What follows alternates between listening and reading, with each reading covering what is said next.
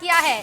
Mumbai crime branch की SIT ने अभिनेता साहिल खान को गिरफ्तार कर लिया है। छत्तीसगढ़ के बस्तर से अभिनेता साहिल खान को गिरफ्तार किया गया है। साहिल खान को मुंबई ले जाया गया। बता दें, महादेव सट्टेबाजी ऐप मामले में अभिनेता साहिल खान की गिरफ्तारी एसआईटी ने की है। बस्तर से ये कार्रवाई की पुलिस ने और साहिल खान को गिरफ्तार किया है। बड़ा एक्शन लिया है मुंबई पुलिस ने और अभिनेता साहिल खान को गिरफ्तार कर पुलिस पहुंची है मुंबई। तो छत्तीसगढ़ के बस्तर से साहिल खान की गिरफ्तारी हुई है। और इसी खबर पर और ज्यादा जानकारी के साथ हमारे सहयोगी खोमन और इसके साथ ही दिलीप शर्मा दुर्ग से जुड़ गए। सबसे पहले खोमन, आपका मैं रुख करना चाहूंगी, क्या कुछ जानकारी लेकर आए आप, क्या अपडेट है? खोमन, सुन पा रहे हैं आप मुझे? ठीक है, फिर से कोशिश करेंगे। खोमन, अगर सुन पा रहे हो तो जवाब दीजिएगा। चलिए दिलीप, आपके पास मैं आ रही हूँ। खोमन, मैं लौटूंगी आपके पास। दिलीप, क्या जानकारी आपके पास है? क्या कुछ कोई बयान छत्तीसगढ़ पुलिस की ओर से सामने आया अभी इस पर ऑफिशियल, और किस तरह की कार्रवाई छत्तीसगढ़ में की गई है? दिलीप। देखिए रितु, अभी छत्तीसगढ़ पुलिस की तरफ से कोई ऑफिशियल बयान तो नहीं आया है, लेकिन हाँ ये बात निकलकर सामने आई है कि मुंबई एटीएस ने साहिल खान को बस्तर से अरेस्ट किया है और उसे बस्तर से गिरफ्तार करके मुंबई ले गए हैं। और साहिल खान वही साहिल खान है जो स्टाइल मूवी में और एक्सक्यूज मी मूवी में अभिनेता रहे हैं। इसके साथ ही वो अपने फिटनेस की वजह से जाने जाते हैं। और मतदाताओं ने मन बना लिया है कि इस समय छत्तीसगढ़ पूरे देश से भारतीय जनता पार्टी का विदाई तय है और कांग्रेस को लाना है, नई सरकार बनाना है, ये मतदाताओं ने तय कर लिया। तीसरे चरण के मतदान होना है 7 मई को। इसके लिए कांग्रेस पार्टी पूरी तरह से तैयारी कर ली है और लगातार क्षेत्र में दौरा कर रहे हैं, काम कर रहे हैं। और साथ ही हमारे कार्यकर्ता भी रिचार्ज हैं और जनता का मूड भी बन चुका है। इस समय कांग्रेस को लाना है। तीसरे चरण के मतदान में भी कांग्रेस मजबूती के साथ चुनाव लड़ रही है और जीतेगी। ये महादेव सट्टा ऐप को लेकर साहिल खान को गिरफ्तार किया है बस्तर से। महादेव सट्टा ऐप की जो गिरफ्तारी हो रही है, कैसे देख रहे हैं तमाम चीज़ों को? देखिए, महादेव सट्टा ऐप सिर्फ एक ही गिरफ्तारी भारतीय जनता पार्टी ने की है। कई एफआईआर, कई गिरफ्तारियां कांग्रेस की सरकार में हुई है। और महादेव सट्टा ऐप भारतीय जनता पार्टी सिर्फ चुनाव के समय आरोप लगाती है। आज सरकार इनकी है, केंद्र में भी इनकी है, राज्य में भी इनकी है। बंद क्यों नहीं कर रही है? क्या महादेव सट्टा ऐप के नाम से भारतीय जनता पार्टी को चुनावी चंदा आ रहा है क्या, जो बंद नहीं कर रही है? अगर हिम्मत है तो महादेव सट्टा ऐप को बंद करना चाहिए भारतीय जनता पार्टी की सरकार को। ये पूर्व मुख्यमंत्री भूपेश बघेल जी ने भी सवाल कुछ दिन पहले ही उठाया था महादेव सट्टा ऐप की जो कार्रवाइयाँ हो रही है उस पर लगातार। देखिए, मैंने कहा ना कि महादेव सट्टा ऐप सरकार को बंद करना चाहिए। सिर्फ चुनाव में ही आरोप लगाने से काम नहीं चलेगा। इनको महादेव सट्टा ऐप या अन्य सिर्फ चुनाव में याद आता है, बाकी समय नहीं। भारतीय जनता पार्टी को महादेव सट्टा ऐप बंद करना चाहिए। क्या आप ये कहना चाह रहे हैं कि लोकसभा चुनाव है इसलिए महादेव सट्टा ऐप पर कार्रवाई हो रही है? बिल्कुल बिल्कुल, वो सिर्फ चुनाव जीतने के लिए, चुनावी मुद्दा बनाने के लिए भारतीय जनता पार्टी चुनाव समय ही सब याद आती है, बाकी समय नॉर्मल समय भारतीय जनता पार्टी को दिखता नहीं है। मैं पूछना चाह रहा हूँ, क्या चुनावी चंदा मिल रहा है क्या महादेव सट्टा ऐप से? क्यों बंद नहीं करा रहे? बहुत शुक्रिया। तो आपने सुना रितु, किस तरीके से जो प्रदेश के अध्यक्ष हैं कांग्रेस के, वो भी क्या सवाल उठा रहे हैं कि क्या चुनावी चंदा बीजेपी को मिलता है। लेकिन इसके इतर बात करें तो 32 लोगों का नाम जो है वो महादेव सट्टा ऐप में शामिल है। और भी आने वाले दिनों में कई ऐसे अभिनेता हैं, नेता हैं, बिजनेसमैन हैं जिसका नाम सामने आ सकता है। जी बिल्कुल, कई बड़े खुलासे हो सकते हैं। दिलीप, आपके पास में आ रही हूँ। मेरे सहयोगी खोमन बात कर रहे थे प्रदेश अध्यक्ष दीपक बैद से, जो बता रहे थे इस कार्रवाई को लेकर अपनी प्रतिक्रिया दे रहे थे। लेकिन आपसे मेरा सवाल यही रहेगा, क्योंकि लगातार हमने देखा कि इस मामले को लेकर, महादेव सट्टा ऐप को लेकर कई बड़े मामले, कई बड़े नाम सामने आ चुके हैं और अब साहिल खान का नाम इस पर सामने आया है। क्या कुछ मुख्य आरोप है और किस चीज को लेकर पूछताछ अब टीम करेगी?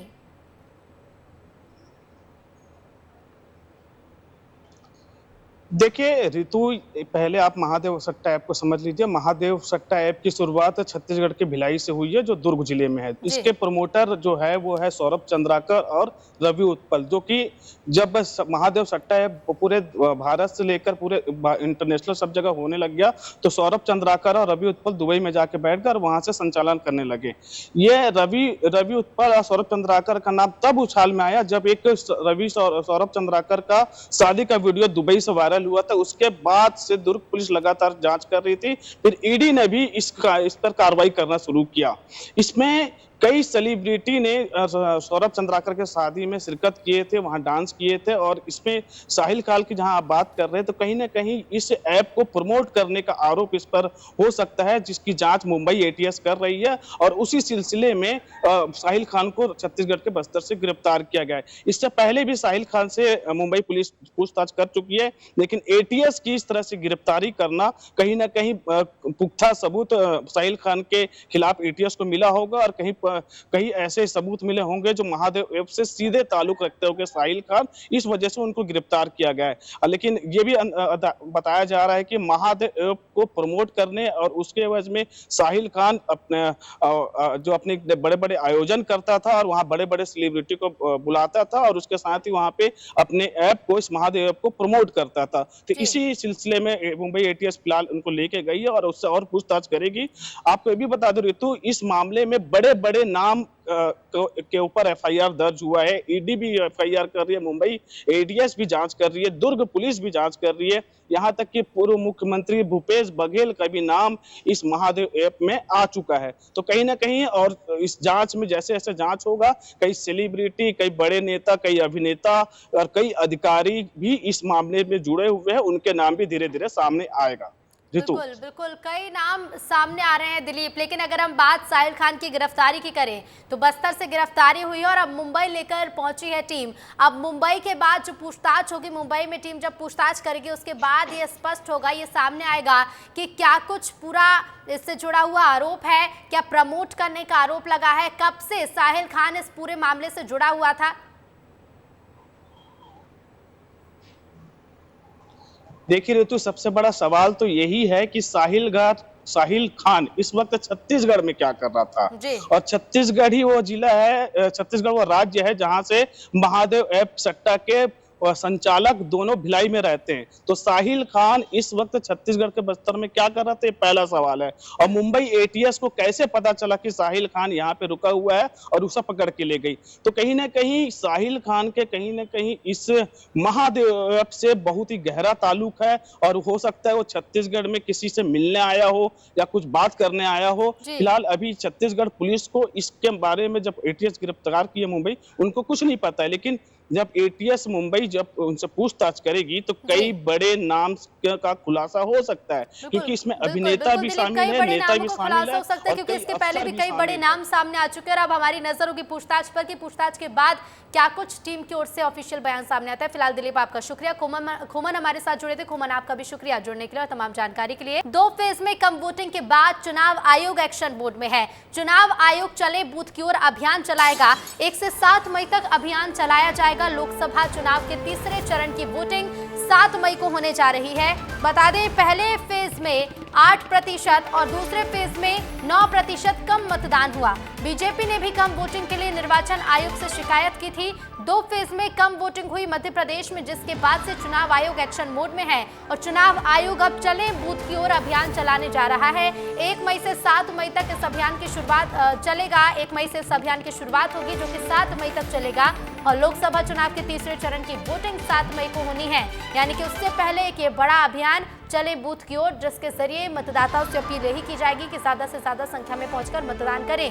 और बता दें, पहले फेज में जब चुनाव हुआ मध्य प्रदेश में, तो 8% कम वोटिंग हुई। दूसरे फेज के मतदान में 9% कम वोटिंग हुई। और इसी को लेकर जहां राजनीतिक दल भी मंथन कर रहे हैं, तो दूसरी ओर चुनाव आयोग भी एक्शन मोड में है। बीजेपी ने भी कम वोटिंग के लिए निर्वाचन आयोग में शिकायत की थी, लेकिन अब एक्शन में नजर आ रहा है चुनाव आयोग। और यही वजह है कि एक अभियान की शुरुआत मध्य प्रदेश में होने जा रही है।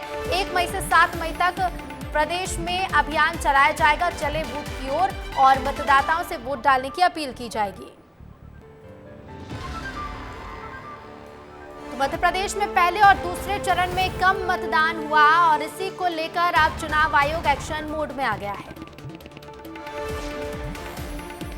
तो 1 से 7 मई तक अभियान चलाया जाएगा। लोकसभा चुनाव के तीसरे चरण की वोटिंग और उससे पहले अभियान चलाया जाना है। इसी पर ज्यादा जानकारी के साथ मेरे सहयोगी सूरज सीधे लाइव जुड़ रहे हैं। सूरज, 7 मई को तीसरे चरण का मतदान है, लेकिन उसके पहले हमने 2 चरणों में देखा 8% और 9% कम मतदान हुआ है पहले और दूसरे चरण में, और इसे लेकर अब चुनाव आयोग भी एक्शन मोड में है।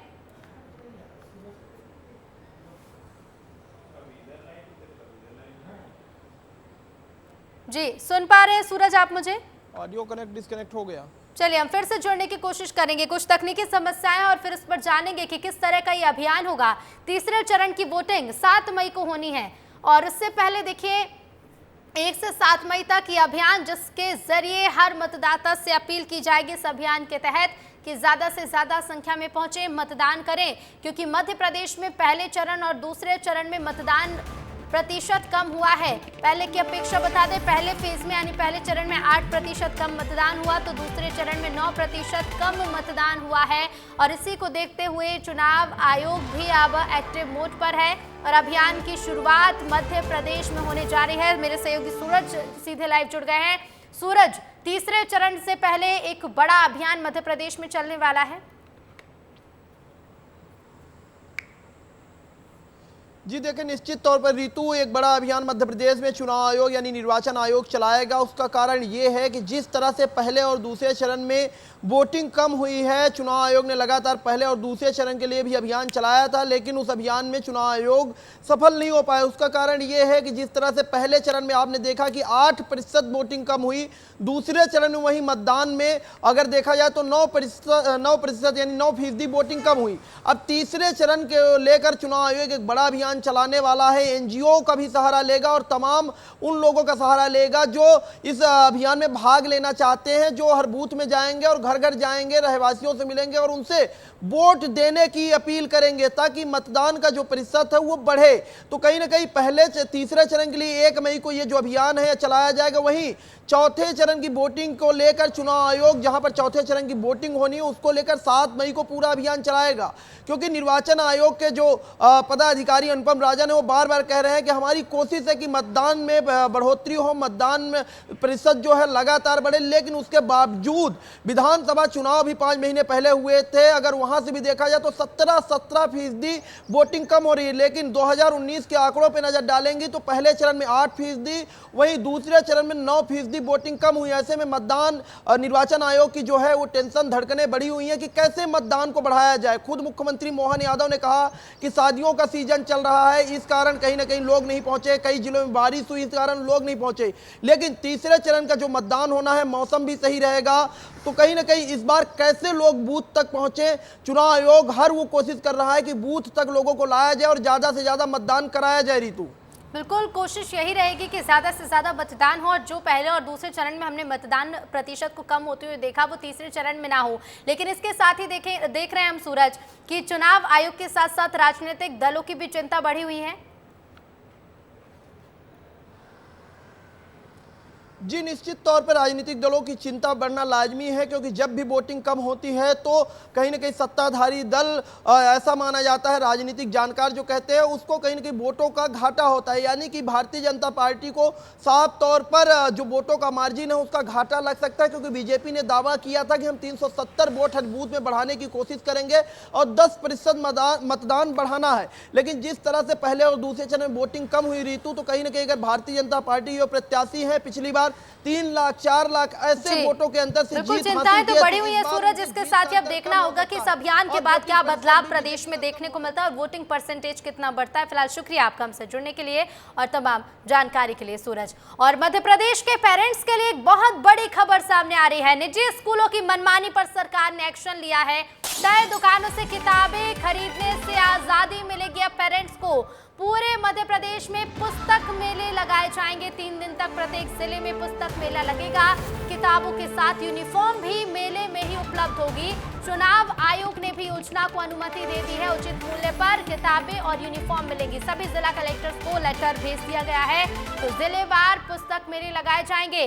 मध्य प्रदेश के पेरेंट्स के लिए बहुत बड़ी और अच्छी खबर भी है, क्योंकि निजी स्कूलों की मनमानी से पेरेंट्स परेशान थे, लगातार इसकी शिकायत कर रहे थे, लेकिन अब सरकार ने इस पर एक्शन लिया और अब तय दुकानों से किताबें खरीदने से आजादी पेरेंट्स को मिलने जा रही है। संवाददाता सूरज हमारे साथ जुड़ रहे हैं। सूरज, चुनाव आयोग ने भी परमिशन दे दी है। पुस्तक मेले किस तरह से लगाए जाएंगे, कितने दिनों तक लगेंगे, क्या ज्यादा जानकारी है?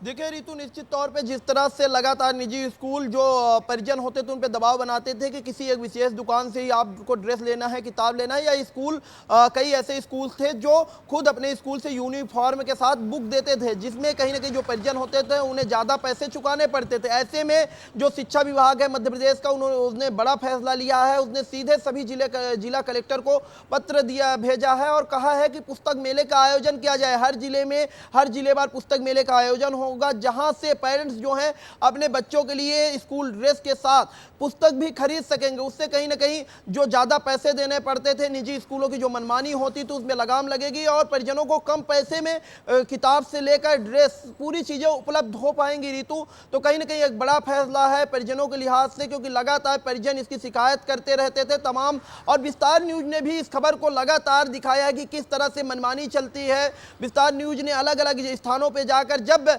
मोहन सरकार ने यह आदेश भी जारी किया था कि अगर निजी स्कूल मनमानी करते, किसी विशेष दुकान से किताब लेने के लिए, यूनिफॉर्म लेने के लिए दबाव बनाते, तो उस पर लगभग लाख रुपए से ज्यादा का जुर्माना लगाया जाएगा। तब मैं ही जाकर परिजनों से बात भी किया था कि विशेष दुकान पे, जहां पर रीतू मैंने देखा था कि लोग एक दिन पहले आए थे, टोकन नंबर के लिए लाइन पे लगे थे, लेकिन उस दिन बुक नहीं मिली तो दूसरे दिन भी आकर लाइन पे लगे थे। उनका कहना यह था कि क्योंकि कुछ एक दुकान है भोपाल में, राजधानी भोपाल में, जहां किताबें मिल पाती, हर दुकान में किताबें नहीं मिल पाती। तो इस परेशानी से कहीं ना कहीं निजात मिलने वाला है परिजनों को। पुस्तक मेले में जाकर हर तरह की किताबें खरीद सकेंगे। स्कूलों की मनमानी भी थी और इसके साथ ही महंगे दामों में भी कई बार यूनिफॉर्म और किताबें खरीदते थे, लेकिन इसके साथ ही ये भी फैसला लिया गया है कि पूरा जो कार्यक्रम रहेगा पुस्तक मेले का, ये कलेक्टर्स डिसाइड करेंगे कि उनके क्षेत्र में, उनके जिले में किस दिन पुस्तक मेला लगना है।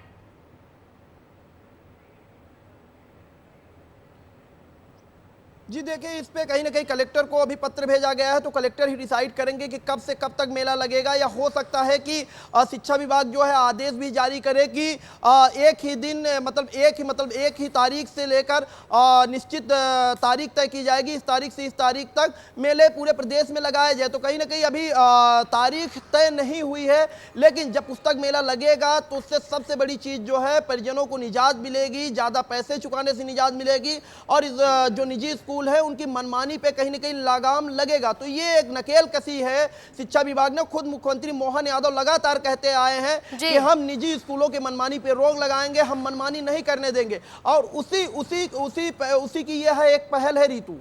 बिल्कुल, उसी के लेकर ये पहल है। सूरज, शुक्रिया आपका हमसे जुड़ने के लिए और जानकारी के लिए। मध्य प्रदेश में बुजुर्ग वोटर्स को रिझाने में जुटी हुई है बीजेपी। आयुष्मान भारत योजना के फॉर्म भरवा रहे हैं बीजेपी नेता। भोपाल से मुख्यमंत्री डॉक्टर मोहन यादव भी बुजुर्गों के फॉर्म भरवाएंगे। 70 साल से ज्यादा उम्र वालों को इसका लाभ मिलेगा। सीएम संपर्क अभियान के तहत बुजुर्ग फॉर्म भर रहे हैं, तो सीएम संपर्क अभियान के तहत बुजुर्गों से फॉर्म भरवाए जा रहे हैं मध्य प्रदेश में। और इसके साथ ही आपको बता दें कि बुजुर्ग वोटर्स को रिझाने की कवायद जारी है प्रदेश में। बुजुर्ग वोटर्स को रिझाने के लिए आयुष्मान भारत योजना के तहत 70 साल से ऊपर के बुजुर्गों को, 70 साल से ज्यादा वालों को इस योजना का लाभ मिलेगा। फॉर्म भरवाए जा रहे हैं और इसके जरिए बुजुर्ग मतदाताओं को साधने की ये कवायद भी है। तो बीजेपी नेता जो कि आयुष्मान भारत योजना के फॉर्म भरवा रहे हैं, भोपाल से मुख्यमंत्री डॉक्टर मोहन यादव भी फॉर्म भरवाएंगे। 70 साल से ज्यादा उम्र वालों को इसका लाभ मिलेगा। तो बुजुर्ग वोटर्स को रिझाने की कवायद मध्य प्रदेश में। और इसके साथ ही आपको बता दें कि 2 चरणों के मतदान तो हो चुके हैं, लेकिन तीसरे और चौथे फेज का चुनाव अभी भी बाकी है। और उससे पहले ये बड़ी कवायद बुजुर्ग वोटर्स को रिझाने के लिए, हालांकि इसका फायदा कितना मिलेगा ये तो चुनावी परिणाम ही बताएंगे और वोटिंग परसेंटेज भी बताएगा, लेकिन 70 साल से ज्यादा उम्र वालों को इसका लाभ मिलने जा रहा है, जिसके फॉर्म बीजेपी के नेता भरवा रहे हैं। आयुष्मान भारत योजना के फॉर्म और 70 से ज्यादा उम्र वालों को इसका लाभ मिलेगा। तो भोपाल से मुख्यमंत्री डॉक्टर मोहन यादव फॉर्म भरवाएंगे बुजुर्गों के, और इसके साथ ही आपको बता दें जो घोषणा की गई थी उसी के तहत ये फॉर्म भरवाए जा रहे हैं। तो सीएम संपर्क अभियान के तहत ये फॉर्म भरवाए जा रहे हैं, और इस पर देखिए आपको बता दें कि भोपाल से मुख्यमंत्री डॉक्टर मोहन यादव फॉर्म भरवाएंगे, लेकिन असर किसका क्या होगा चुनावों में, ये भी देखना बेहद दिलचस्प होगा। नमस्कार, इस समय हम बैठे हुए हैं शास्त्री नगर में भोपाल में, और यहाँ पर मुख्यमंत्री थोड़ी ही देर में पहुँचेंगे और वो उन बुज़ुर्गों के बीच रहेंगे जिनसे आयुष्मान कार्ड का लाभ देना है। ऐसे ही दो बुज़ुर्ग दंपत्ति हमारे बीच में हैं, हम उनसे जानेंगे वो क्या सोचते हैं। मुख्यमंत्री उनके घर आ रहे हैं, क्या जो है इस उनकी तैयारी उनको लेकर। आपका क्या नाम है? भंवरलाल पुरोहित। भंवरलाल जी, भंवरलाल जी, मुख्यमंत्री आपके बीच आ रहे हैं, आपके साथ आ रहे हैं, आपसे जो है बात करेंगे, मिलेंगे, आपको पता है? हाँ पता है। इससे पहले आप कभी मुख्यमंत्री या इस तरह के किसी आयोजन में मुख्यमंत्री से मिलना हुआ आयोजन में पहुंचे? याद नहीं कुछ ऐसे। कोई बात नहीं, याद नहीं। आपको आयुष्मान कार्ड का लाभ सरकार देना चाहती है, मुख्यमंत्री इसी बारे में आपसे जो है बात करेंगे, आपसे मिलेंगे, आपको जो है एक दस्तावेज भी भरवाएंगे, इससे काफ़ी राहत आपको मिलेगी। जो अच्छा है अच्छा है। अच्छा है। आप इनकी धर्मपत्नी भी हमारे बीच में, हम उनसे भी जानेंगे। माता जी, मुख्यमंत्री आपके बीच आएंगे, आपके साथ आएंगे, आपके पास पहुंच रहे हैं, कैसा लग रहा है आपको? अच्छा लग रहा है। हम तो सुबह से बड़े खुश हो रहे थे कि हमारे घर ही कोई आ रहे हैं। सुबह से तैयारी है, हम देख रहे हैं पूरी तैयारी कर रहे हैं, तो आप खुश हो रही हैं जी। आयुष्मान कार्ड का जो लाभ मिलेगा आपको कैसा लग रहा है? अच्छा लग रहा है। इससे पहले कभी मिलना हुआ? कभी नहीं हुआ, पहली बार। तो आपने क्या तैयारियां की हैं वो बता दीजिए थोड़ा सा, आप तो घर की गृहिणी। देख ही रहे और क्या तैयारियां वो ना करी, हमने क्या करे, हमारे से तो कुछ होता ही नहीं। तो परिवार के लोगों ने तैयारी की है। आप मुख्यमंत्री से कुछ कहना चाहेंगी, आप बताना चाहेंगी उनको कुछ? अब क्या बताऊँ, मेरे को याद भी नहीं रहता। तो इससे पहले आप जो है मुख्यमंत्री से नहीं मिली, लेकिन ये पहली बार मिलना होगा आपका, तो अच्छा लग रहा होगा, वो आपके बीच आएंगे। खुशी हो रही है हमको तो बहुत अच्छी, भाई हमारे घर ही कोई आ रहे। हाँ, और क्या करें। तो ये थे वो दंपत्ति जो मुख्यमंत्री के पलक पावड़े बिछाकर प्रतीक्षा कर रहे हैं। माताजी ने कहा कि बहुत अच्छा लग रहा है, सुबह से ही तैयारी में लगे हुए हैं। जो बाबूजी जो कि 80 साल के हैं, उनका ये कहना है कि पहली बार मिलेंगे, लेकिन ये अनुभव बड़ा सुखद और बड़ा अच्छा रहने वाला है। कैमरा पर्सन वीरेंद्र के साथ श्याम सिंह तोमर, विस्तार न्यूज़ के लिए। और इसी पर हम और ज्यादा बातचीत करेंगे। श्याम सिंह तोमर जी हमारे साथ सीधे लाइव जुड़ रहे हैं, ब्यूरो चीफ हैं। श्याम जी, बुजुर्ग तो उत्साहित नजर आ रहे हैं इस योजना को लेकर, क्योंकि मुख्यमंत्री खुद फॉर्म भरवाने जा रहे हैं, लेकिन एक बड़ी कवायद भी है ये बुजुर्ग मतदाताओं को साधने की। देखिए, अभी वही बात हो रही थी, सतीश उपाध्याय जी हमारे बीच में बैठे हैं, वो बता रहे थे इस प्रदेश में 20 से 30 लाख लोग ऐसे हैं जो आयु वर्ग के हैं, उनको जो है कहीं ना कहीं इसका लाभ मिलेगा। और ये लाभ इसलिए भी ज़रूरी है कि सीनियर सिटीजन कई मामलों में जो है स्वास्थ्य संबंधी दिक्कतों से जूझते रहते हैं। ये योजना बड़ी कारगर रहने वाली है। ऋतु जी बिल्कुल श्याम जी, शुक्रिया आपका हमसे जुड़ने के लिए और तमाम बातचीत के लिए। तो सीएम संपर्क अभियान के तहत अब बुजुर्ग फॉर्म भर रहे हैं, अब देखना होगा कि इसका फायदा किस तरह से होता है। चलिए आगे बढ़ेंगे।